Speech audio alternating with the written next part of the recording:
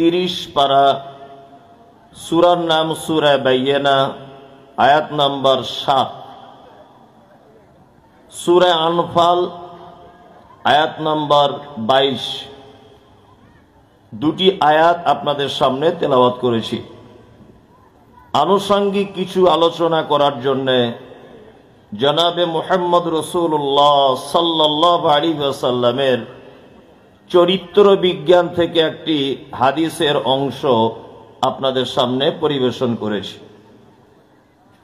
এই হাদিস আর কোরআনকে সামনে রেখে আরো কিছু হাদিস কোরআন যুক্ত করে দুটি বিষয়ের উপরে আমি আলোচনা করব ইনশাআল্লাহ। মূল বিষয় দুটি। প্রথম একটি বিষয় আলোচনা করব যে পৃথিবীতে সবথেকে ভালো মানুষকে, তাদের গুণ কি, আর তাদের প্রাইজই বা কি, পুরস্কার কি তাদের। আর পৃথিবীতে যত মানুষ আছে সবথেকে নিকৃষ্ট মানুষ, খারাপ মানুষ কে, এবং তার গুণ কি, এবং তার শেষ জায়গা, থাকার জায়গা কোন জায়গা, আমি হাদিস এবং কোরআন দিয়েই একটা একটা করে বলার চেষ্টা করব। তবে আল কোরআন হুজ্জাতুল লাকা ওয়া আলাইকা, কোরআনের একটা বৈশিষ্ট্য হচ্ছে যে কোরআন কখনো আপনার বিপক্ষে চলে যাবে, আবার কখনো পক্ষে থাকবে। আপনি নামাজ পড়েন 5 ওয়াক্ত, যদি বলি যে নামাজীদের এই প্রাইজ আছে, তাহলে আপনার পক্ষে থাকলো কোরআন। আবার যদি বলি বেনামাজি তার থাকার জায়গা জাহান্নাম, হাবিজাবি, কবরে আযাব, মারাত্মক কিছু, তাহলে ওর বিপক্ষে চলে গেল, যে বক্তা আমাদের বিপক্ষেই বলছে। ওই জন্য কারোর মন রাখারাখি কিছু নয়, হাদিস কোরআনে যেটা আছে ওটা বলে দিতে হবে। কে উঠে চলে গেল, কে থাকলো, কে থাকলো না, ওসব দেখে কোনো লাভ নেই। আমাকে আল্লাহ সুবহানাহু ওয়া তাআলা এখানে 50,000 বছর আগে, আমার জন্মের 50,000 বছর আগে, এটা আমি বিশ্বাস করি, আমার তকদিরে লেখা আছে যে এই গ্রামের জলসাতে আমি কি কথা বলবো, কারা শুনবে, কারা থাকবে, কতক্ষণ বলবো, এটা 50,000 বছর আগে সিলেক্ট করা। আপনারা তো ডেট করেছেন 2-4-5 দিন, 2-4 মাস আগে, কিন্তু 50,000 বছর আগে লেখা আছে এটা। শুধু আপনি জাস্ট একটু ফোনে লিখিয়ে দিয়েছেন ডায়েরিতে এটাই। তাহলে আমি দুটি পার্টে আলোচনা করব। তাহলে প্রথমে বলি যে পৃথিবীর সব থেকে ভালো মানুষকে। দেখুন, সারা পৃথিবীতে সব থেকে একটা জিনিসের কম্পিটিশন বেশি হয়, আমাকে ভালো হতে হবে। কম্পিটিশন হয় না? ভালো। শ্বশুর ভাবছে আমি আমার বৌমার কাছে ভালো শ্বশুর হব, আবার বৌমা ভাবছে আমার শাশুড়ির কাছে ভালো বৌমা আমি হব, আবার জামাই ভাবছে আমি শাশুড়ির কাছে ভালো জামাই হব। স্ত্রী কম্পিটিশন করছে, আমার স্বামীর কাছে আমি উত্তম স্ত্রী হব। আবার স্বামীও কম্পিটিশন করছে, আমার স্ত্রীর কাছে আমি একজন আদর্শবান স্বামী হব। সবাই কম্পিটিশন করছে, করছে না? করছে। পৃথিবীর মানুষ এক, আপনার অবস্থানের দিকে লক্ষ্য রেখে, যে বর্তমানে আপনি কোন পজিশনে আছেন, এই পজিশনটার দিকে লক্ষ্য রেখে মানুষ আপনাকে ভালো বলবে। এখন আমরা দেখতে পাচ্ছি বিভিন্ন জলসাতে হ্যান্ডবিলে নাম লেখা হচ্ছে আকর্ষণীয় অতিথি অমুক সাহেব। ভালো করে বুঝবেন, প্রধান অতিথিকে অমুক সাহেব। আচ্ছা, ও জীবনে প্রধান অতিথির আসন পাওয়ার যোগ্যতা রাখে? রাখে না। তাহলে ওকে এই জায়গায় টেনে আনলো কে? আমার লক্ষ্মী বউ। আর ওর ছেলেকে বেশি কোলে নিয়ে ঘোরে, দেখবেন আপনি। কাল সকালে পরীক্ষা করবেন, আপনার বাপ 4টে বেটা, ওরই বেটা, কিন্তু যে বেটার টাকা বেশি ওই বেটার বেটাকে, কিন্তু ছোট বৌমা গরিবের বেটি, কিন্তু খুব পরহেজগার মেয়ে। কিন্তু ওর একটা দোষ হচ্ছে যে ও যে ছেলেটাকে বিয়ে করেছে তার ইনকাম কম, কোন রকম চলে। আপনার শ্বশুরের 4 জামাই, আপনার অবস্থা সব থেকে খারাপ। আর আপনার বড় যে ভাইরা ভাইটা আছে, মানে আপনার শ্বশুরের বড় জামাই, ও নামাজ পড়ে না, মাঝে মধ্যে মদও পান করে, বিড়ি সিগারেট খায়, ওর মেয়েকে বাদ দিয়ে অন্য মেয়ের সঙ্গে ওর গোপনে অনেক সম্পর্ক, রিপোর্ট খুব খারাপ। কিন্তু শক্তিগড় মেন বাজারে বিশাল বড় 3টে হোটেল, 12টা লরির মালিক, আর মোটামুটি টাকা পয়সা এখন 2-4-5 কোটি টাকার মালিক। আর আপনি ছোট জামাই 5 ওয়াক্ত নামাজি, কিন্তু আপনি আদা রসুনের ব্যবসা করেন, অবস্থা খুব খারাপ। আপনার শাশুড়িকে যদি কেউ জিজ্ঞেস করে তোমার 4টে জামাইয়ের কোন জামাইটা ভালো, ও এক চান্সে বলবে আমার বড় জামাই ভালো, কারণ ওর মেয়েকে সুখে রাখতে পেরেছে। তার মানে পৃথিবীতে টাকার অবস্থানের দিকে লক্ষ্য রেখে মানুষ আপনাকে ভালো সার্টিফিকেট দেয়, তাই না? জি, আমার আল্লাহ কি বলছেন? পৃথিবীতে ভালো কারা? এ তো দুনিয়ার মানুষের দেওয়া সার্টিফিকেট, এর কোনো দামই নেই। আমার আল্লাহ বলছেন ইন্নাল্লাযীনা আমানু ওয়া আমিলুস সালিহাত উলাইকা হুম খায়রুল বারিয়া। পৃথিবীতে যত সৃষ্টি আছে, আল্লাহ বলছে সৃষ্টি জগতের ভিতরে সবথেকে শ্রেষ্ঠ ওই লোক, খায়রুল বারিয়া, জগৎ সমূহের ভিতরে শ্রেষ্ঠ ওই লোক। আল্লাহ বলছে সূরা কোরআনে, কে? ইন্নাল্লাযীনা আমানু ওয়া আমিলুস সালিহাত, যারা আমার প্রতি বিশ্বাস স্থাপন করে এবং যারা সৎ কর্ম করে, এরা হচ্ছে পৃথিবীর শ্রেষ্ঠ মানুষ, আল্লাহ বলছেন। এবার একটা কথা বলি, মানুষের কাছে ভালো হওয়া খুব কঠিন, আচ্ছা আল্লাহর কাছে ভালো হওয়া সহজ না কঠিন? হ্যাঁ, সহজ। আপনার অর্থ কমে যাক, দেখবেন কুটুম আপনার বাড়িতে আর আসবে না, কুটুম পর্যন্ত ভাববে গেলে টাকা ধার চাইতে পারে। আর আপনি কোনো কুটুম বাড়িতে যাবেন, সে দেখবেন বলবেন না অমুক দিন আসবে বলছিলে, ভাই আসতে হবে না, আমরা বাড়ি থাকবো না। অত মিছে কথা, মানে ভয় করছে যে ব্যবসায় লস খেয়ে গেছে, হয়তো টাকা ধার চাইতে পারে, তাই না? আপনি 4 মাস বিছানায় পড়ে থাকুন, আপনার স্ত্রী দেখবেন অন্য ছেলেকে ফোন করবে, ডাক্তার জবাব নেই, কিচ্ছু নেই, একেবারে অসহায়, মুখে ভাষা বলতে পারছেন না, দেখার কেউ নেই, টাকা নেই, পয়সা নেই, অবস্থান নেই, ব্যক্তিত্ব নেই, কিচ্ছু নেই, সব শেষ। বলে দাও তাদেরকে আমি তাদের একেবারে নিকটে থাকি। পৃথিবীর কেউ যদি আপনার ডাক না শোনে, তাহলে শুনবে কে? আল্লাহ। আল্লাহ আপনার ডাক শুনবে। কিন্তু আপনি যদি সার্টিফিকেটটা দেখিয়ে কোনো কাজ যদি চাইতে চান, যে আমার এত সার্টিফিকেট আমি অর্জন করেছি, এত টাকা খরচা করে আমি এত পজিশনে উঠেছি, আমার একটা কাজ দেন, তাহলে কাজ নেই।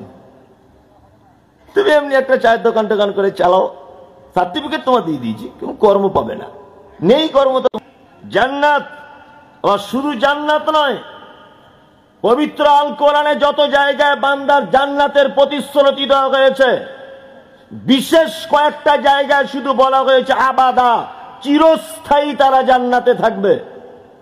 এইরকম শব্দ ব্যবহার করেছে কয়েকটা জায়গায়, চিরস্থায়ী। এসেছি তখন থেকে শুধু আবদারই চলছে, এই যে একটু বলবেন, এই যে একটু বলবেন। এখন সবার আবদার তো আমি মেটাতে পারবো না, আর এটা সম্ভব নয়।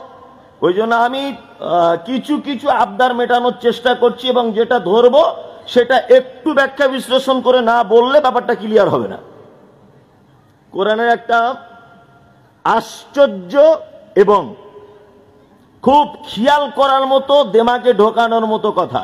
এক, আল্লাহ তাআলা বলছেন ভালো মানুষকে ইন্নাল্লাযীনা আমানু ওয়া আমিলুস সালিহাত, যারা পবিত্র আল কোরআনের ভিতরে যত জায়গায় আমল করার কথা বলেছেন, যত জায়গায়, তার আগে এবং তার পরে, কোথাও তার আগে কোথাও তার পরে একটা শব্দ ব্যবহার করেছে, কি?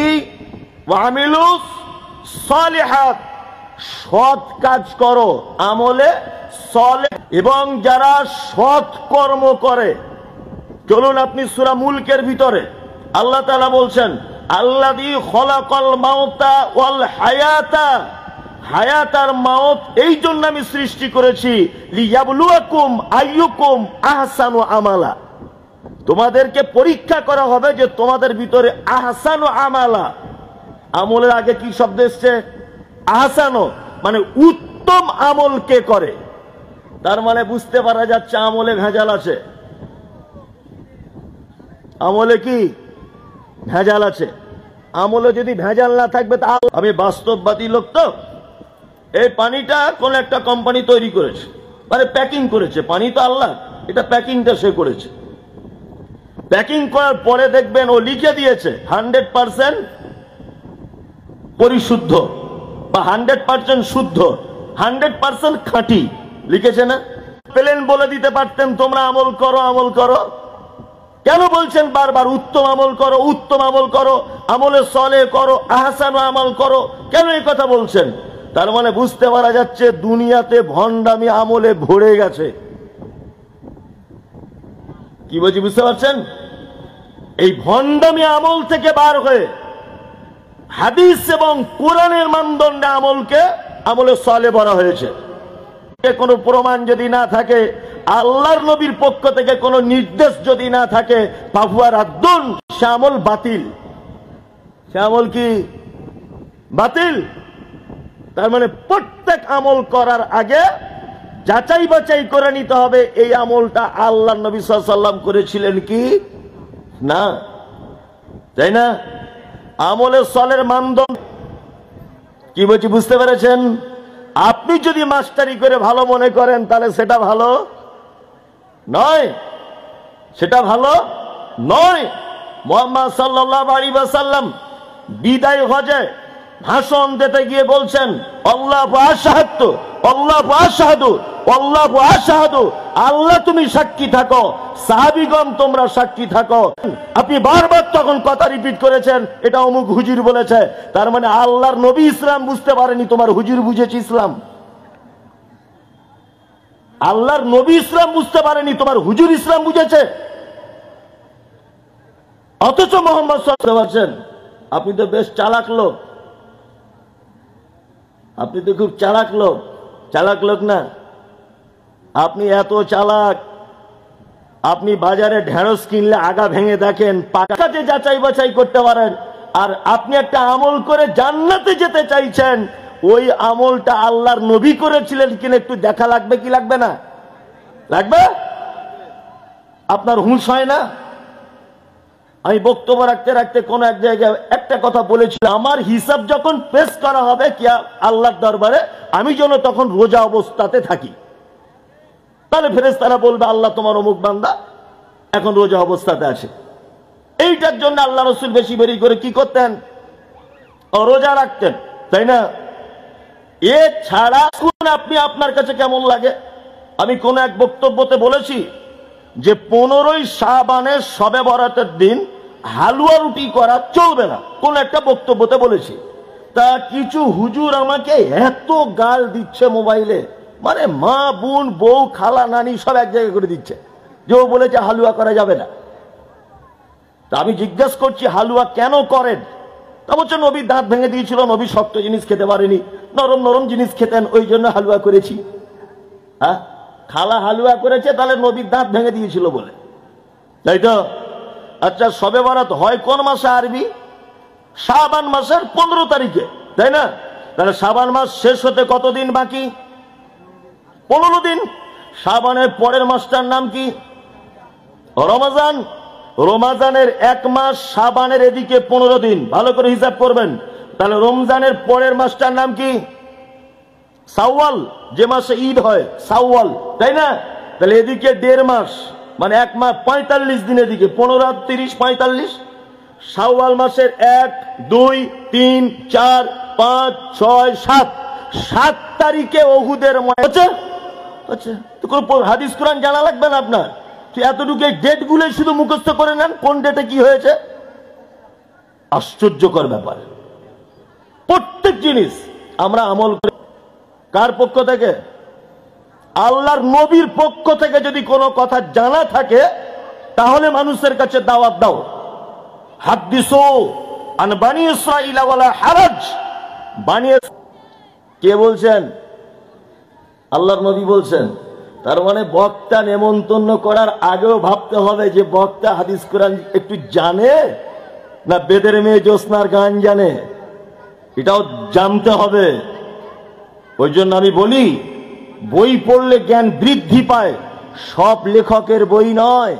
সমস্যা নেই, লক্ষ লক্ষ বাঙালি বক্তার বক্তব্য চলছে, আপনি যার তার একটা বক্তব্য শুনে নিলেন, বিভ্রান্তি ছড়িয়ে দিলেন না, এটা নয়।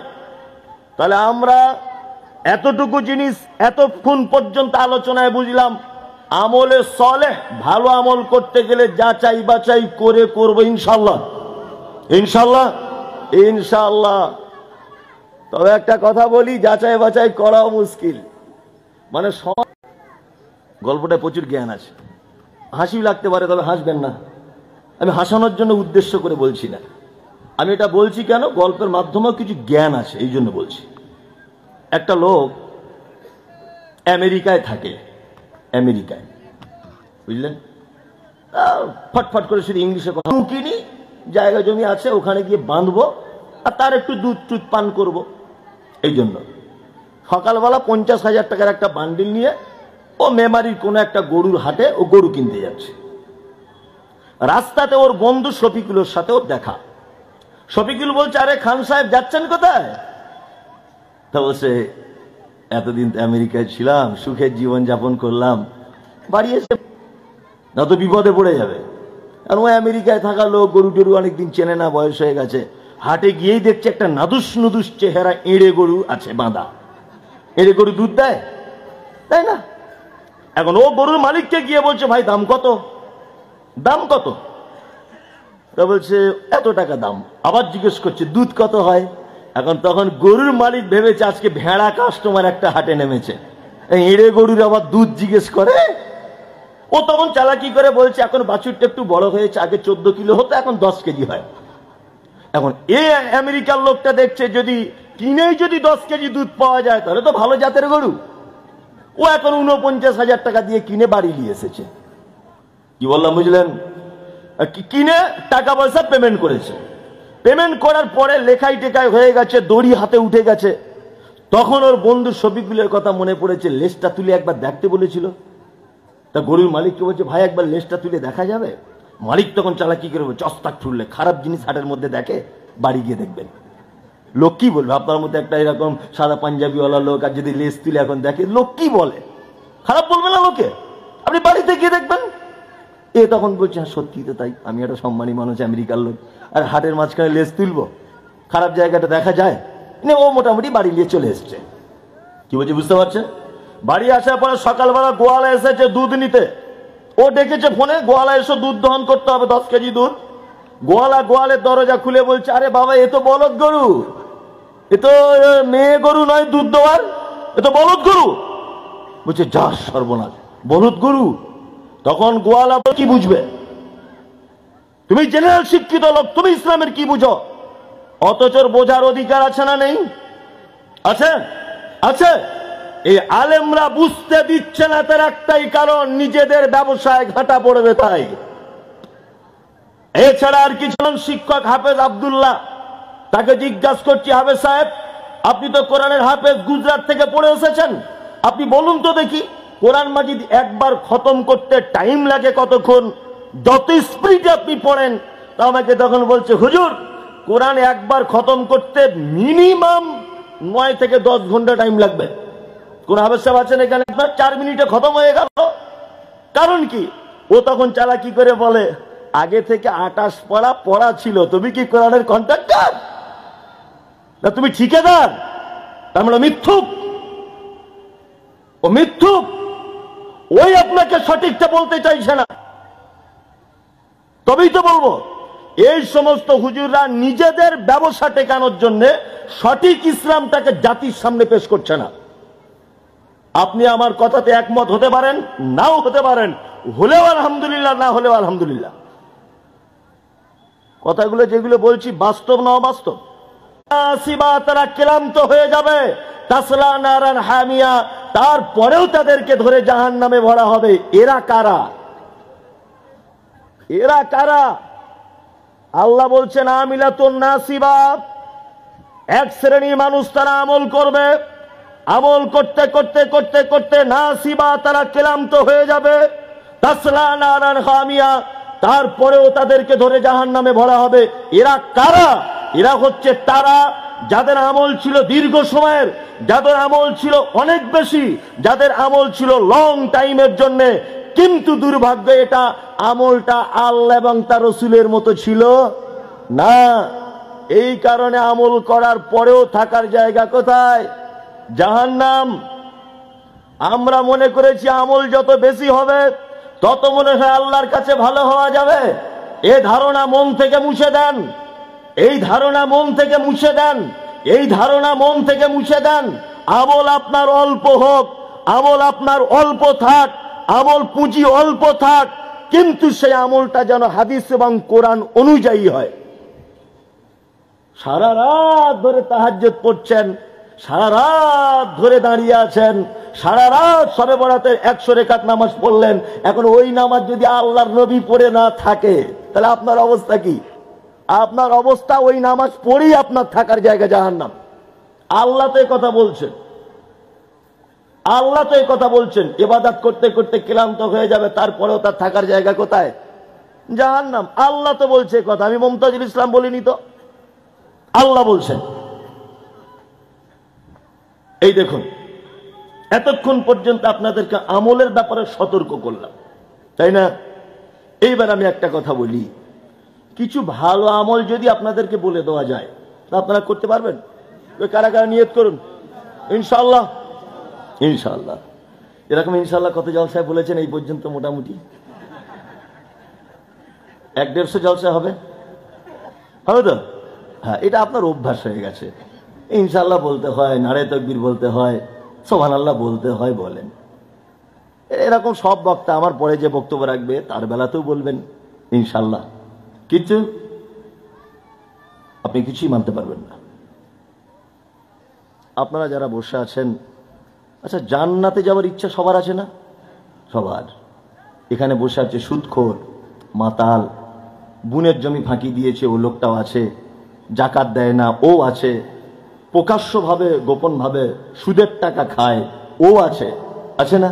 সেও মাথার চুলটা তার উস্কা খুস্কা, পরনে ভালো কাপড় নাই, পরনে ভালো কাপড় নাই, চুল উস্কা খুস্কা, আঁচড়ানো নাই, দেখতেও খুব একটা ভালো নয়। আল্লাহর নবী কাছে বলছেন, আল্লাহর নবী আমি কনভার্ট মুসলিম, মানে আমি টাটকা ইসলাম গ্রহণ করেছি, তা আপনি এক কাজ করুন, আপনি জবেদ হোসেন, যদি আপনিও যদি জান্নাতে যেতে চান এই 5টা জিনিসের উপরে দাঁড়িয়ে থাকলেই কোথায় জান্নাত যাওয়া যাবে। 1 নম্বর কথা আল্লাহর নবী বললেন, তা'বুদুল্লাহ, সর্বক্ষেত্রে গোলামি করবে কার? আপনি দেন সেটা কার জন্যে? আল্লাহর জন্যে। আল্লাহ ছাড়া কারোর ইবাদত করা যাবে না, গোলামি করা যাবে না। মুহাম্মদ সাল্লাল্লাহু আলাইহি ওয়াসাল্লাম বলছেন, তা'বুদুল্লাহ, হাজার ওলি আউলিয়া কারো চলবে না, শুধু গোলামি কার? জোরে বলুন, আল্লাহ। আল্লাহ ছাড়া কারোর কোনো গোলামি করা চলবে না। 2, ওয়ালা তুশরিক বিহি শাইয়া। এই জান্নাতে মাইকটা ডিস্টার্ব করছে, মাইকওয়ালা ভাই ঠিক করুন। এইটা কখনো কখনো মিস হচ্ছে, ওটা কখনো কখনো চলছে, এটা ঠিক করুন। এই বক্সটা কখনো কখনো মিস করছে, ঠিক আপনি বুঝেন না। শিরকের ব্যাপারে আমার এখন মোটামুটি 10-20 মিনিট আলোচনা হবে।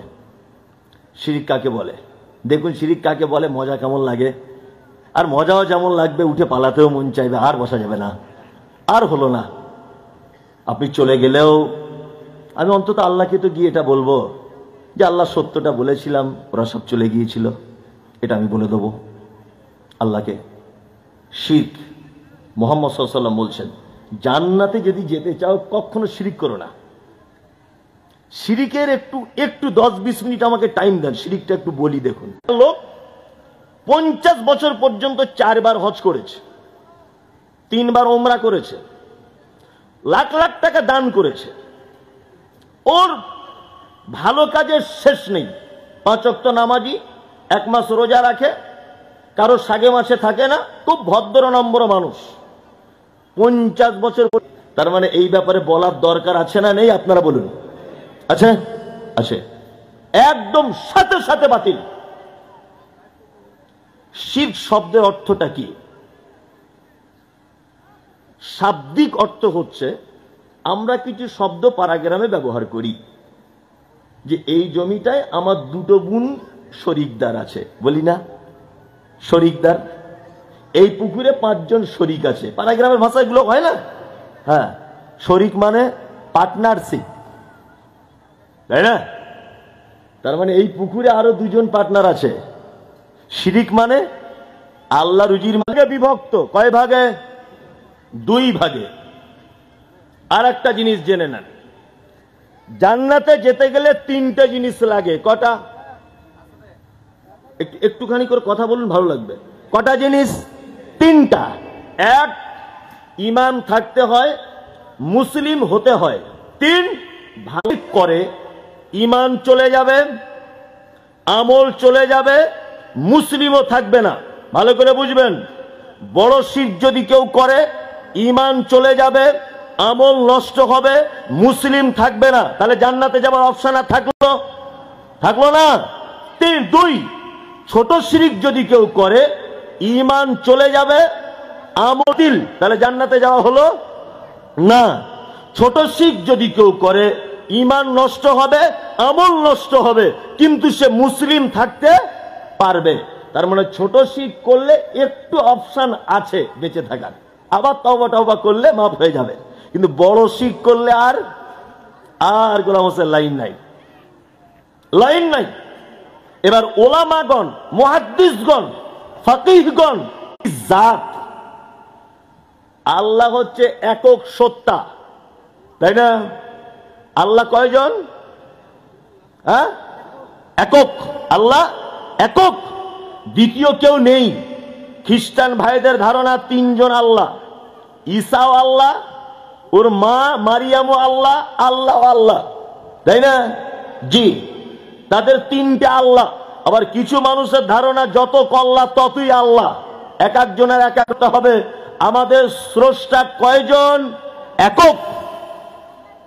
শিরকে আকবারের আর একটা পাঠ হচ্ছে আশিরক ফিস সিফাত, আল্লাহ সুবহানাহু ওয়া তাআলার গুণের উপরে অবিশ্বাস করা।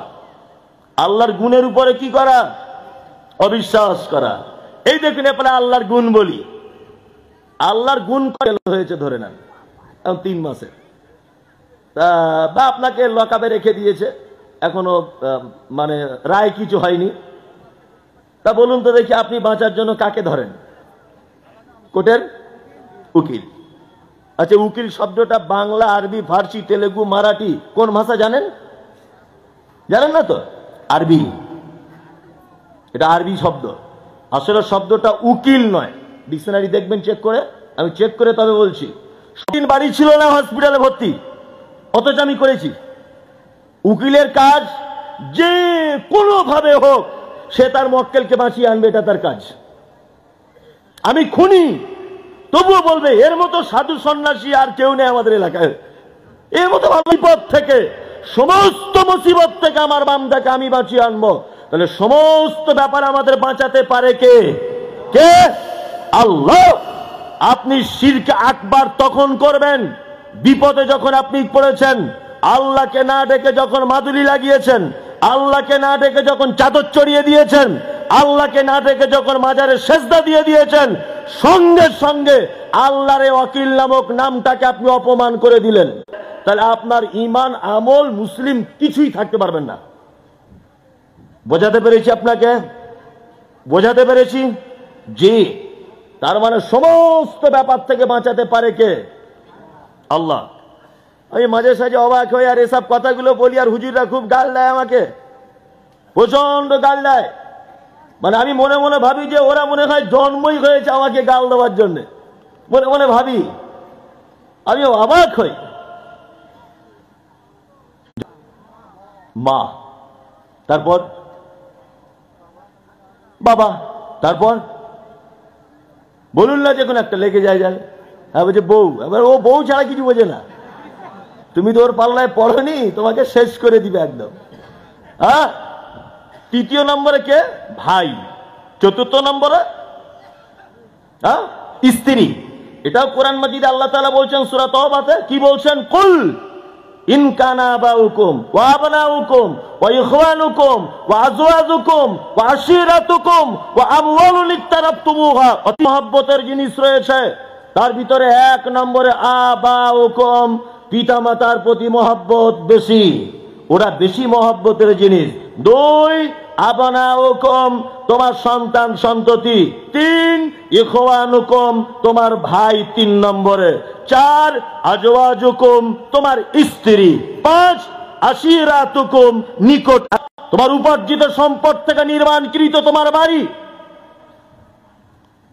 আহাব্বা ইলাইকুম মিনাল্লাহি ওয়া রাসূলিহি, এই সমস্ত কিছু ভালো জিনিসের থেকেও 3টে জিনিসকে বেশি ভালোবাসতে হবে। আল্লাহ বলছেন, 1 আহাব্বা ইলাইকুম মিনাল্লাহি ওয়া রাসূলিহি, আমাকে ভালোবাসতে হবে, রাসূলকে ভালোবাসতে হবে।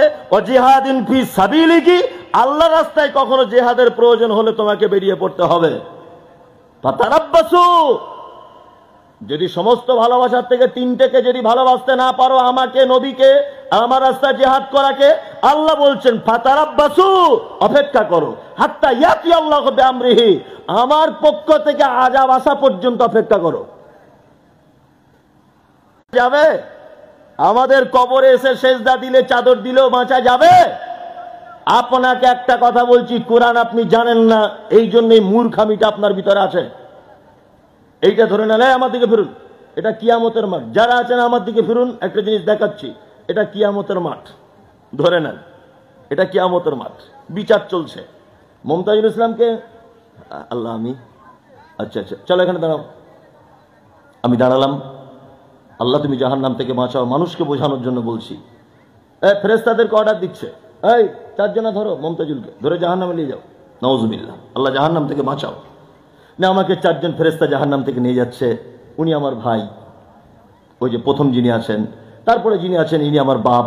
ধরে নেন এখানে আছে একজন আমার স্ত্রী, আর এইখানে একজন আছে আমার ছেলে। 4 জন দাঁড়িয়ে আছে, আমার বাপ আছে, আমার স্ত্রী আছে, আমার বেটা আছে, আমার ছেলে আছে, সব এখানে দাঁড়িয়ে আছে। আচ্ছা বলুন তো, ফেরেশতারা আমাকে যখন টানতে টানতে নিয়ে যাচ্ছে, ফেরেশতাদের হাত থেকে আমার আব্বা মা, আমার স্ত্রী, আমার সন্তান বাঁচিয়ে,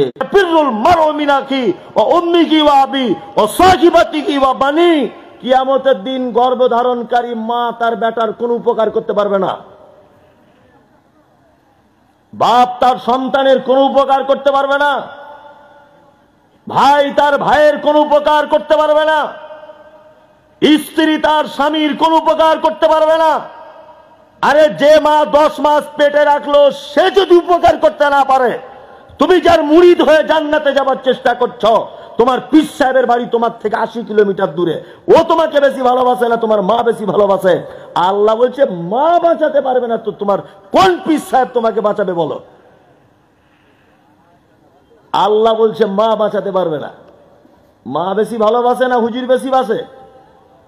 মা মা প্রতিদিন দৈনন্দিন পেপার পত্র পত্রিকা দেখেন, মোবাইলে ভিডিও দেখেন গানের, মোবাইলে ভিডিও দেখেন নায়ক নায়িকাদের, মোবাইলে ভিডিও দেখেন অশ্লীলতা, কিন্তু আপনার কাছে আমার দুঃখ থেকেই গেল যে আপনার বাড়িতে একটা বাংলা কোরআন মাজিদ নেই, 2টা হাদিসের কিতাব নেই। এত দামি বাড়ি, টিভি রাখার জায়গা আছে 42 ইঞ্চি, অসুবিধা নাই। আপনার বাড়িতে শোকেস, আলমারি, ড্রেসিং টেবিল, আপনার শ্বশুরের দেওয়া খাওয়া। তাহলে শিরকের 2য় পর্যায়ে চলছিলাম, আর শিরক ফি সিফাত, আল্লাহর গুণের ব্যাপারে শিরক যদি কেউ করে সেটা শিরকে আকবার। রুজির মালিক কে বলুন? আল্লাহ। রুজির মালিক আল্লাহ। আল্লাহ শুধু রুজির মালিক নয়, একটা কথা বলছি দেখুন, আপনার গায়ের লোম খাড়া হয়ে যাবে। আল্লাহ শুধু রুজির মালিক নয়, কেমন রুজির মালিক এটা আগে দেখুন। আল্লাহু আকবার। মানে এসব কথাগুলো যখন ভাবি, মানে আমি গাড়িতে যখন বসে থাকি, আমার ড্রাইভার চালায়, আমি পিছনে পড়ি, অনেক কিছু ভাবতে ভাবতে আসি, অনেক কিছু ভাবি যে আজকে এখানে যাব, এই কথাগুলো এখানে বলতে হবে আমাকে, এত লোক থাকবে, আমার স্ত্রী, আমার ছেলে মেয়ে, আমার পরিবারে এই কটাই লোক, আর কেউ নেই, ভাইটাই কেউ নেই, আমি একাই। এটা বোঝানোর জন্য বলছি কিন্তু। তা আপনি একদিন হঠাৎ ফোন করলেন আমাকে, মুমতাজুল ভাই, আমাদের গ্রামের সবাই আপনার খুব ভক্ত, তা আমরা আগামী জুম্মার দিন 35 জন আপনাদের বাড়িতে যাব আপনার সঙ্গে দেখা করতে। আমি জিজ্ঞেস করছি, ভাই জুম্মার আগে আসবেন না জুম্মার পরে? তো বলছি জুম্মার আগে যাব, আপনার মসজিদে জুম্মাটা পড়ে, আপনার মাদ্রাসার মসজিদে জুম্মা পড়বো, পড়ে খাওয়া দাওয়া করে চলে আসবো। তা আমি এখন জিজ্ঞেস করছি, ভাই আপনাদের জন্য কি ব্যবস্থা করব? তা একজনা বলছে ডাল ভাত করবেন। ডাল ভাত। আমি আমার স্ত্রীকে বললাম 35 জনের ডাল ভাতের ব্যবস্থা করো। আবার একজন উনি ফোন করে আবার দ্বিতীয়বার বলছেন, না ভাই একজনা আছে বিরিয়ানি ছাড়া খায় না, ও খুব বিরিয়ানি পছন্দ করে। আমার স্ত্রীকে বললাম তাহলে ওর জন্য একটু বিরিয়ানি ব্যবস্থাও করো। আবার একবার ফোন করে বলছে, না সে গন্ডগোল হয়ে গেছে ভাই, গরুর গোছ একজন খায় না, একটু দেশি মুরগি হলে সুবিধা হয়। 35 জন লোক 35 সম্ভব না, সম্ভব নয়। তার মানে সামান্য 35 জনের যদি এই অবস্থা হয়, আমার আল্লাহ কেমন রুজির মালিক। গরুতে যেটা খায় ছাগলে সেটা খায় না, মানুষ যেটা খায় শ্রীগালে সেটা খায় না, কুকুরে যেটা খায় বিড়ালে সেটা খায় না, ছাড় পোকাতে যেটা খায় আরশোলাতে সেটা খায় না, মাছিতে যেটা খায় মৌমাছিতে সেটা খায় না, বিড়াল যেটা খায় ইঁদুরে সেটা খায় না, কেঁচো যেটা খায় আর একটা উদ্ভিদ সেটা খায় না। এক কথায় পৃথিবীতে যত প্রাণী যে আহারের যার প্রয়োজন হয়, প্রত্যেকের আহার আলাদা আলাদা করে ব্যবস্থা করেন তিনি কে? আল্লাহ। এত রুজির মালিক 35 জন লোকের আলাদা আলাদা করে ব্যবস্থা করা সম্ভব নয়। কিন্তু আপনি প্রতিদিন ভাবুন, আপনার বাড়িতেই ভাবুন, আপনার স্ত্রী মুরগি পেলেছে, তার খাবার আলাদা। গরু আছে আপনার 3টা, মুমতাজুল ইসলাম দেশি মুরগি পছন্দ করি, আমার ড্রাইভার খায় না। আমার সঙ্গে যে থাকে মাওলানা জাভেদ হোসেন, ও গরু খায় না, ও খাসি পছন্দ করে, উনি আবার খাসি খান না, আর একজন আরেকটা পছন্দ করে। সব কিছু যিনি রুজির ব্যবস্থা করেন তিনি কে? আল্লাহ। আল্লাহ ছাড়া এই ডিপার্টমেন্টের দায়িত্ব পৃথিবীর কারো হাতে থাকতে পারে না। ওই জন্য আপনাকে বলে দিয়েছি একটা কথা, রুজি আল্লাহর পক্ষ থেকে আসে। আপনি দোকান করেছেন, আয়াতুল কুরসি টাঙিয়ে রেখেছেন পিছনে, আপনার এটা ধারণা ওর বরকতে মনে হয় কাস্টমার আসবে। আপনি দোকান করেছেন, তাবিজ ঝুলিয়ে রেখেছেন, মনে হচ্ছে এর বরকতে মনে হয় আসবে। দোকান করে বলছেন জায়গাটা ঠিক সেন্টারের মতো হলো না, এই জায়গাটা বেচা কেনা খুব বেশি। এই সমস্ত ধারণাটাই ভুল। এক কথায় বিশ্বাস রেখে দিতে হবে, আল্লাহ আমার জন্য যেটা নির্দিষ্ট করে রেখেছে তার 1 টাকাও বেশি পাবো না, 1 টাকাও বেশি পাবেন না। তাহলে হয়ে গেল, রুজির মালিক তিনি, সৃষ্টিকর্তা তিনি, আর রাজ্জাক রুজির মালিক তিনি। এখানে আর একটা কথা বলে দিচ্ছি মাঝখানে, এটা মাঝখানে বলে দিচ্ছি, আল্লাহর গুণবাচক নামগুলো এসছে বলে। আচ্ছা, আপনারা যারা দোয়া করেন, আল্লাহর দরবারে দোয়া করেন না, অনেক সময় দোয়া কবুল হয় না। একটা লোক 4 বছর নামাজ পড়ার পরে নামাজ ছেড়ে দিয়েছে। তো ওকে যদি জিজ্ঞাসা করছি, ভাই নামাজ ছাড়লে কেন? তো বলছি, মৌলভী সাহেব যে 4 বছর একটা উদ্দেশ্য নিয়ে পড়েছিলাম, দোয়া খুব করেছি, সেই উদ্দেশ্যটা পুড়ে হচ্ছে না, হুজুরের জন্য ছেড়ে দিয়েছি। আর পড়েও যা না পড়েও তাই, বরঞ্চ না পড়ি ওরা 2 তলা বাড়ি করে ফেলছে, আর আমি ফালতু পড়ে সময় নষ্ট করে কি করব, এইরকম চিন্তা ভাবনা। আসলে আপনি যে দোয়া করেন, দোয়াটা কবুল হওয়ার তো একটা পদ্ধতি আছে, আর নিয়ম শৃঙ্খলা তো আছে।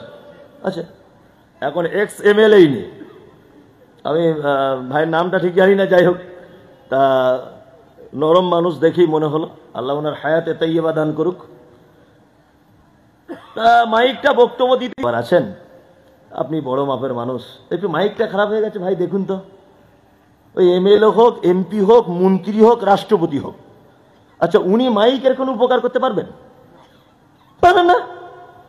ওনাকে যদি বলি যে আমার ওই কৃষক বন্ধুর টাকাটা ঢুকছে না, একটু আপনি ব্যবস্থা করে দেন, উনি পারবেন, উনি এটা পারবেন, কিন্তু উনি মাইকের কোনো উপকার করতে পারবেন না। আমার ঘর এসেছে কিন্তু ঘরটা আটকে যাচ্ছে, টাকা আসছে না, যদি ওনাকে বলি, উনি এখানে ওখানে ফোন টোন করে এদিক ওদিক করে, রাজনৈতিক মানুষ, উনি ঠিক ব্যবস্থা করে দিতে পারবেন, ওটা ওনার পক্ষে সম্ভব। কিন্তু মাইকের উপকার উনি করতে পারেন না। কিন্তু ওইখানে একটা ছেলে দাঁড়িয়ে আছে, হাফ প্যান্ট পরে, মাথায় চুল টুল খুব খারাপ, বড় বড় হাতে নখ, কিন্তু মাইকের ভালো মিস্ত্রি। ওকে যদি বলি বাবু মাইকটা খারাপ হয়ে গেছে, ও এলে উপকার হবে কি হবে না? হবে। তার মানে যে জায়গায় যার প্রয়োজন সেই জায়গায় তাকে ডাকতে হয়। কি বলছি বুঝতে পারছেন? আপনার এবার খুব টাকার দরকার পড়েছে, খুব টাকার দরকার, মসজিদে গিয়ে বলছেন আল্লাহ টাকা দাও, আল্লাহ টাকা দাও, আল্লাহ যেমন হোক করে ব্যবস্থা করে দাও। এই দুয়া সহজে কবুল হবে না, আমি মমতাজুল ইসলাম বলছি। সংসারে অশান্তি, আপনি দোয়া করছেন আল্লাহ শান্তি দাও, আল্লাহ শান্তি দাও, এই দোয়া সহজে কবুল করা হবে না, অসম্ভব।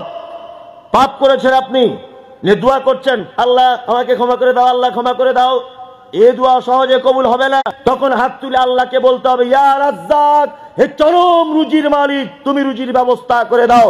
সংসারে অশান্তি চলছে, তখন বলতে হবে ইয়া সালাম, হে চরম শান্তিময়, তুমি আমার সংসারে শান্তি দাও। আল্লাহর পক্ষ থেকে করুণা দরকার, দয়া দরকার, রহমত, হে চরম ক্ষমাশীল, ইয়া গফফার, ইয়া গফফার, তুমি আমাকে ক্ষমা করো, তুমি ক্ষমাশীল। বারবার আল্লাহকে এই বলে ডাকতে হবে। এইখানে একটা পদ্ধতি বলে দিলাম, আল্লাহকে যখনই ডাকবেন তার গুণবাচক নামের মাধ্যমে ডাকবেন ইনশাআল্লাহ। সব সময় আজকে মনে মনে হবে কি হবে না? সবাই একটু নিজের প্রশংসা পছন্দ করে, করে কি করে না? করে। সবাই একটু নিজের প্রশংসা পছন্দ করে। আপনি যদি আল্লাহকে আল্লাহ বলেই যদি শুদ্ধ বয়সে যদি একটা সেজদাও যদি জীবনে দেন, সেটা কার জন্য? আল্লাহর জন্য। আর শিরক ফিল আকীদা, বিশ্বাসগত শিরক। বিশ্বাসগত শিরক বুঝেন? বিশ্বাসগত শিরক বুঝেন? বৃহস্পতিবারের দিন বাঁশ কাটতে নেই, এটা শিরক। বিশ্বাসগত শিরক। আতুর ঘরে যে মেয়েটার বাচ্চা হয়েছে খালি হাতে বার হতে নেই, একটা লোহার জিনিস নিয়ে তবে বার হতে হয়, এটা শিরক। শিরক নয়? বাচ্চা ছেলেকে নিয়ে আমার বৌমা দাঁড়িয়ে আছে দুপুর 12টায়, বৌমাকে ধমকি দিয়ে বলছে বৌমা আমার পোতা মারা যেতে পারে, নজর লেগে যাবে। তা বলছে আব্বা কি করব? বলছে হাঁড়ির তলার কালিয়া সরিষার তেল নিয়ে এরকম করে এক জায়গায় মারো, এরকম করে এক জায়গায়, পাছায় 2 জায়গায় মেরে লাও, নজর লাগবে না। এটা বিশ্বাসগত শিরক। কি বলছি বুঝতে পারছেন না? গাড়ি চালাচ্ছিল ড্রাইভার, হঠাৎ করে ট্যাক করে ব্রেক মেরে দাঁড়িয়ে গেছে, প্যাসেঞ্জারদের কপাল ভুলে গেল। ড্রাইভারকে জিজ্ঞাসা করা হচ্ছে কেন দাঁড়ালেন? বলছে বিড়াল চলে গেল সামনের দিক দিয়ে। আরে ও তো বিড়াল নিজেই বাঁচার জন্য ছুটছে। বিশ্বাসগত শিরক। বাজার থেকে গরু কিনে আনলে পায়ে পানি দিয়ে তবে ঘরে ঢোকাতে হয়, এটা বিশ্বাসগত শিরক। বৃহস্পতিবারে গরু জবাই করা যায় না, এটা বিশ্বাসগতভাবে শিরক। পায়ে জুতো পরে ধানের উপর দিয়ে হাঁটা যায় না, এটা বিশ্বাসগত শিরক। মহিলারা ভাতের হাঁড়িতে লাথি মারতে পাবে না, এটা বিশ্বাসগত শিরক। সকালে দোকান খুললে বৌনি কাস্টমারকে ধার দিতে নেই, এটা বিশ্বাসগত শিরক। সকালে কার মুখ দেখে যে উঠেছি আজকে আমার সায়েদি খারাপ, এইটা বিশ্বাসগত শিরক। বিশ্বাসগত শিরক। আর শিরক ফিল আকীদা আকবার। বিশ্বাসগত শিরকটা হচ্ছে শিরকে আকবার। মনে থাকবে, মনে থাকবে। বিশ্বাসগত শিরক হচ্ছে শিরকে আকবার। এই বিশ্বাসগত শিরক যদি কেউ করে, 3টে জিনিস নষ্ট হবে, ভুলে যাবেন না, আমি ভুলিনি। ঈমান চলে যাবে, আমল চলে যাবে, মুসলিম থাকতে। ফলাফল কি? লোকমান হাকিম তার বেটাকে ডেকে বলছেন وَإِذْ قَالَ لُقْمَانُ لِابْنِهِ وَهُوَ يَعِظُهُ يَا بُنَيَّ لَا تُشْرِكْ بِاللَّهِ إِنَّ الشِّرْكَ لَظُلْمٌ عَظِيمٌ। লোকমান হাকিম তার বেটাকে ডেকে বলছেন, বেটা, পৃথিবীতে যত পাপ রয়েছে, পৃথিবীতে যত অন্যায় রয়েছে, পৃথিবীতে যত অপরাধ রয়েছে, সব থেকে নিকৃষ্টতম খারাপ, সব থেকে বড় পাপ তার নাম শিরক। আর সেটা সব থেকে বড় জুলুম, অত্যাচার। শিরিক যারা করে তাদের নাম কি? শিরিক যারা করে, শিরকে আকবার যারা করে তাদের নাম কি? না, শিরকে আকবার যারা করে তাদের নাম মুশরিক। তাদের নাম কি? মুশরিক।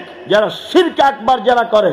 এই দেখুন একটা কথা বলি, এই জায়গাটা আল্লাহকে বাদ দিয়ে যদি একবার কোন গাছ, 113 নম্বর আয়াত আল্লাহ তাআলা বলছেন মা কানা লিন-নাবিয়্যি ওয়াল্লাযীনা আমানু আন ইস্তাগফিরু লিল মুশরিকিন। এই যারা শিরিক আকবার, বড় শিরিক যারা করে তারা মুশরিক। আল্লাহ তাআলা বলছে অলাউ কানা উলি কুরবা, সেই লোকটা যদি। আর একটা কথা আপনাকে বলে দিচ্ছি, খুব ভালো করে বুঝে নেন, যেখানে শিরিক হয় সেই জায়গাতে বেশি যাবেন না, কারণ সেই জায়গাতে বেশি গেলে আল্লাহর আযাব চলে আসতে পারে। যেখানে খুব বেশি শিরিক যেতে পারেন। আর একটা মসজিদ জেরুজালেমে মসজিদে আকসা, এই তিনটে মসজিদ নেকির উদ্দেশ্যে যেতে পারেন। আর একটা মসজিদের ফজিলত সম্পর্কে হাদিস এসেছে, আল্লাহ নবী সাল্লাল্লাহু আলাইহি ওয়াসাল্লাম বলছেন, কেউ যদি বাড়ি থেকে ওযু করে মসজিদে কুবা, মানে নববী থেকে 3 কিলোমিটার ডিস্টেন্স, মসজিদে কুবাতে গিয়ে যদি কেউ 2 রাকাত সালাত যদি আদায় করে, আল্লাহ নবী বলছেন একটা উমরা হজ করলে যত নেকি তত নেকি তার আমলনামাতে তুলে দেওয়া হবে। পৃথিবীতে গুরুত্বপূর্ণ জায়গা হচ্ছে 3টা। কটা? আর একটা হাদিস থেকে জানতে পারলাম আর একটা মসজিদ, মসজিদে কুবা। কাবা, নববী, আকসা, কুবা, এই 3টে জায়গায় আপনি যদি জিয়ারত করেন আপনি নেকি পাবেন, কোনো সমস্যা নেই। এছাড়া যত জায়গা আছে মানুষ যায় জিয়ারতের জন্য, এক জায়গাতে গেলে 4 আনা নেকি নেই, 4 আনাও নেকি নেই। দিল্লি, বোম্বাই, আজমির, কাশ্মীর, যেখানে যত জায়গায় আপনি মাজার আছে, মসজিদ আছে, যেখানেই যান 10 পয়সা নেকি আপনি পাবেন না, একদম পাবেন না। নেকির উদ্দেশ্যে যাবেন না, এমনি ঘুরতে যান আলাদা ব্যাপার, টাকা অনেক বেশি আছে, ঘুরে এলেন, বেরিয়ে এলেন, এগুলো আলাদা ব্যাপার। নেকি হবে এই উদ্দেশ্যে যাওয়া যাবে, আর কোথাও নেকির উদ্দেশ্যে যেতে পারবেন না। দিল্লি জামে মসজিদে নামাজ পড়লে যা নেকি, মেমারির মসজিদে নামাজ পড়লে একই নেকি। বোম্বাইয়ের বড় মসজিদে নামাজ পড়লে যা নেকি, এখানে নামাজ পড়লেও একই নেকি, কোনো ডিফারেন্স নেই, কোনো ডিফারেন্স নেই। আল্লাহ আলহামদুলিল্লাহ, যারা পড়েন না আপনাদের ব্যাপারে শুধু আমি একটা কোরআনের আয়াত বলে দিচ্ছি, দার আকলমান ইশারায় কাফি আছে। ভালো মানুষদের জন্য এই এতটুকুই যথেষ্ট, কোরআনের আয়াতটা। এই দেখুন আমার দিকে ফিরুন, আর এ জান্নাতে, এ জান্নাতে আল্লাহ কোরআন মাজিদে বলছেন, মা সালাকাকুম ফি সাকার ক্বালু লাম নাকু মিনাল মুসাল্লিন। একজন সাকার নামক জাহান্নামীকে জিজ্ঞাসা করা হবে, মানে এ আমাকে জিজ্ঞাসা। জাহান্নাম সমাজে একটা বড় রোগ হয়েছে, এই রোগ সম্পর্কে আপনাকে বলে দিই, রাগ করলে করুন, গাল দিলে সামনে দেবেন, পিছনে দিলে গীবত হবে, এটা বলে দিচ্ছি। কিছু বলার হলে সামনে বলবেন, পিছনে বলবেন না। পাড়া গ্রামে যখন কোনো লোক মারা যায় তখন মাইকে অ্যানাউন্স করে মসজিদে, আসসালামু আলাইকুম, অনুগ্রহ করে শুনবেন, 12টা 10 বাজে মসজিদে চলে যাও। মুয়াজ্জিন মসজিদে গেল, আজান হচ্ছে, হাইয়া আলাস সালাহ। বিশ্ব নবী বললেন, মুয়াজ্জিন রে, পৃথিবীর মানুষ বড় স্বার্থপর, হাইয়া আলাস সালাহ মানে নামাজের দিকে আয়, নামাজের দিকে আয়। বিশ্ব নবী বলছেন, শুধু যদি তাদেরকে হাইয়া আলাস সালাহ বলে যদি সালাম, মসজিদে এসো, নামাজে গেল না। ফজরে আসসালাতু খায়রুম মিনান নাওম, ঘুমের থেকে নামাজ উত্তম, নামাজি চলে এসো, এলো না। লোক শফিকুল মারা গেল, এটা কি আদা রসুল আলার মাইক? 50 বছর মসজিদের মাইককে অপমান করেছে। আমি জানি এ কথা শুনলে আপনার কষ্ট হবে, আমি বুঝতে পারছি। 50 বছর আপনি আল্লাহর আহ্বানকে মিথ্যা মনে করেছেন, 50 বছর আপনি নবীজির শিক্ষা, আপনি এখনো মসজিদে আসছেন না। অবাক হয়ে যাচ্ছে যে এখন আপনি মসজিদে আসেন না। চলুন, আল্লাহ নবী বলছেন, সালাতুল মাকতুবা, ফরজ নামাজ ছেড়ে দিও না। তাহলে ভালো লোকেদের এতক্ষণ পরিচয় দিয়ে দিয়েছি, তাদের প্রাইজ জান্নাত সেটা বলে দিয়েছি, দিয়েছি না? দিয়েছি। আর একটা ভালো আমলও বলে দিয়েছি। এবার বলবো পৃথিবীর, বলছেন এই প্রাণীদের ভিতরে সব থেকে নিকৃষ্ট ওই প্রাণী, আল্লাহ বলছে, এটা আমি বলিনি। সূরা আনফাল 22 নম্বর আয়াত খুলে দেখুন, আল্লাহ বলছেন নিজে, কি বলছে? পৃথিবীতে যত প্রাণী রয়েছে নিকৃষ্ট প্রাণী তারা যারা বধির, অর্থাৎ যারা কানে শুনতে পায় না, যারা হাদিস কোরআন শোনার পরেও কর্ণপাত করে না, আলেম ওলামা বলে যাচ্ছে, ও শুনে যাচ্ছে, অসুবিধা কিছু নাই, আমি পরিবর্তন হব না কি? আল্লাহু আকবার। আল্লাহ কোরআন মাজিদে বলছেন, নিশ্চয়ই যারা অস্বীকার করে তার রবের নিদর্শনাবলী, নিশ্চয়ই যারা অস্বীকার করে কোরআনের বর্ণিত কথাগুলিকে, নিশ্চয়ই যারা অস্বীকার করে নবীর আনার রিসালাতের উপরে, অস্বীকার যারা করে তাদের জন্য রয়েছে আযাব জাহান্নামের। কে থেকে ছেড়ে দেওয়া যাবে ইনশাআল্লাহ। একটা খারাপ কাজ বলি এবার, কি বললাম বুঝলেন? দেখুন তো আপনার মধ্যে যদি এই গুণগুলো থাকে, একটু ফেরত আসার চেষ্টা করুন না ভাই। এক, আল্লাহ তাআলা বলছেন, ইয়া আইয়ুহাল্লাযীনা, ঈমান এনেছো, চারটে জিনিস হারাম, এবং এই চারটে জিনিস শয়তানের কাজ। আল্লাহ বলছে রিজিসুম মিন আমালিশ শয়তান, এটা শয়তানরা করে, ভালো মানুষ করে না। কারা করে? শয়তান করে। এক, খামর, নেশাদার দ্রব্য, মদ হারাম করে দিয়েছি। না, আমাদের মুসলিমরা কেউ খায় না অবশ্য, পর্যন্ত তার কোন ভালো ইবাদত আল্লাহর দরবারে গ্রহণ করা হয় না, কোন ভালো ইবাদত। কি বলছি বুঝতে পারছেন? কোন ভালো ইবাদত কবুল করা হয় না। মদ হারাম। মুসলিম যুবক, আমি মমতাজুল ইসলাম মরুভূমিতে চলছি, মরুভূমিতে 30 কিলোমিটারের ভিতরে কোনো দোকানপাট কিছু নেই, আমার কাছে পানির বোতলও নেই, আমার কাছে ভাত রুটি কিছু হচ্ছে, আমার ব্যাগে পানি। আর তোমার এইটাতে কি? এই ব্যাগে? তা বলছে এতে শূকরের মাংস আছে। আচ্ছা বলুন তো, আমি যদি নিরুপায় হয়ে যাই, যে আমার প্রাণ চলে যাচ্ছে, মরুভূমিতে কেউ নেই, আমি প্রাণ বাঁচানোর জন্য 2-4 পিস শূকরের মাংস খেতে পারি কি পারি না? পারেন, সমস্যা কিছু নেই। আর যদি আপনি খান, তাহলে বাঁচবেন কি বাঁচবেন না? বাঁচবেন। আর আপনি শূকর না খেলে অন্য কেউ তো খায়, অন্য কোনো মানুষ তো খায়, খায় কি খায় না? তার মানে মরার কোনো চান্স আর নেই। তাহলে প্রয়োজনে একেবারে নিরুপায় হয়ে প্রাণ বাঁচানোর জন্য 2-1 পিস শূকরের মাংস যদি আপনি খান, বাঁচতে পারবেন। এখন ওই লোকটা চলে গেল, ধরে নেন আর একটা লোক আসছে, গোশ আমি খেলাম না বা খেলাম, আর একটা লোক আসছে, মুশকিরিন খামর ওয়া কুল্লু খামরিন হারামুন।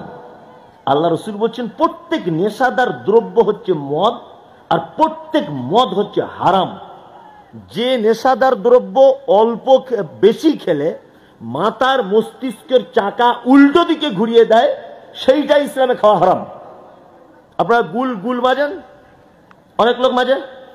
আচ্ছা, আপনাকে যদি একসঙ্গে 150 গ্রাম গুল বলি বসে বসে মাজো, মাথা ঘুরোটা খায়, এতটা খাওয়ার পরে তার মাথা ঘুরে?